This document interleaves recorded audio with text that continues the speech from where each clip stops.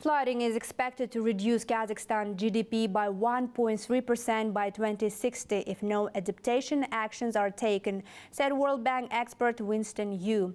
In an exclusive interview to the New Time, Mr. Yu told about the severe influence of the climate change on the situation regarding floods and water resources in Central Asian countries. Please watch the interview right now.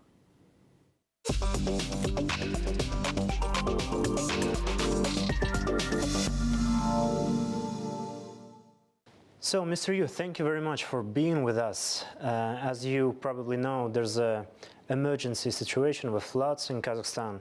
So my first question is, how do leading world countries manage such emergency situations with floods and water resources, and whose example would you consider to be the most effective, please?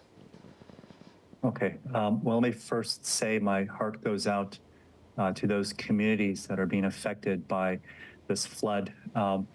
As you know, we are in a climate crisis, which is very much a water crisis. And this is an issue that countries all around the world are grappling with. It's often difficult to find one single country that I can say is the good example, because to be frank with you, every country has its struggles. I think what makes Kazakhstan unique is that it sits in a region with neighbors and shares water resources with its neighbors. And so from this perspective, this is why it's extremely important to strengthen and modernize the cooperation between Kazakhstan and its neighbors on topics such as flood management, as well as broader water security issues. Maybe just since you asked for an example, the Sava River, which runs through several Western Balkan countries, they have a commission that has actually developed a quite powerful flood where countries can come together to tackle together issues around floods. Can you hear me okay? Yes, I can hear you. Okay, okay. Okay, let me clarify this for our viewers.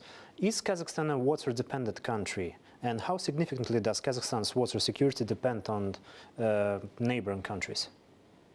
Okay, so it's hard to talk about just Kazakhstan as a country without going into the details of different regions across Kazakhstan.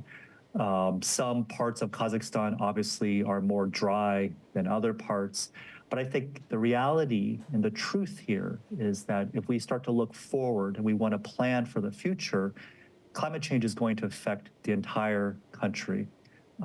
Again, whether it's west, east, south, or north.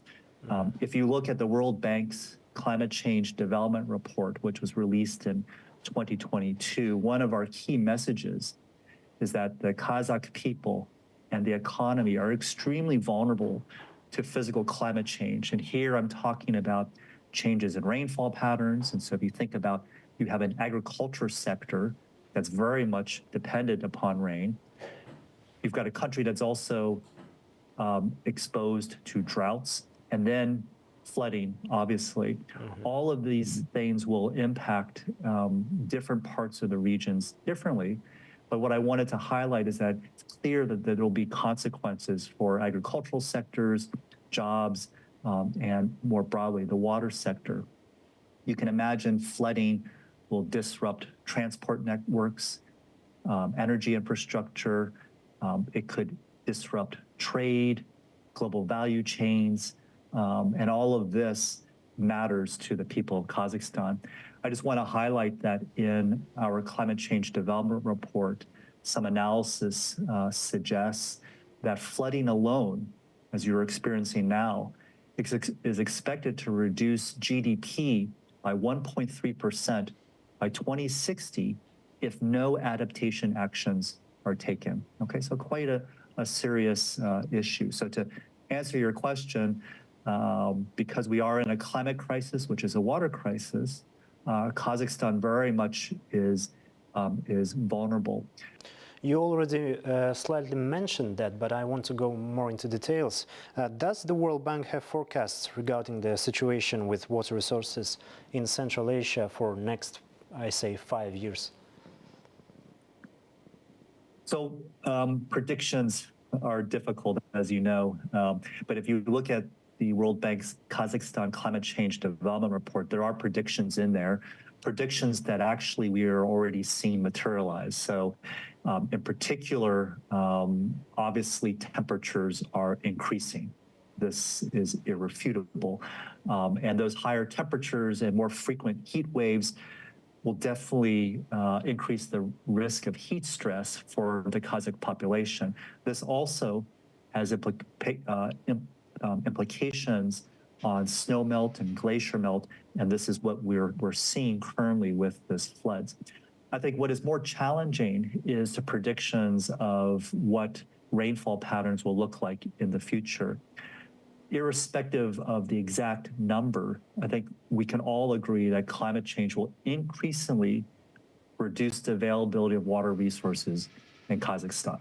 Okay, and what that will mean for agriculture in terms of production. If you look at our report, we are making estimates of, for example, reductions in spring wheat yields by 2030 could be reduced between 13 to 37%. And that's huge.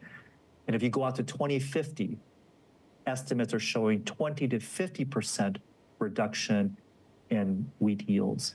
And this is due to both increases in temperatures and also reductions in rainfall. And so this is where I do think, where we have been most engaged in is helping the government on supporting irrigation. Currently only, I think it's like 8 or 9% of the cultivated land is irrigated. You have an agriculture system that is still largely dominated by a rain-fed production. And so to increase the security for your farmers, you will need to think about how you store water better and how you provide better irrigation services to your farmers so that they can be more efficient with the water you have, because the future, there's going to be less. So how do we make do with what we have, I think, is the game plan for most countries around the world these days, including in Central Asia.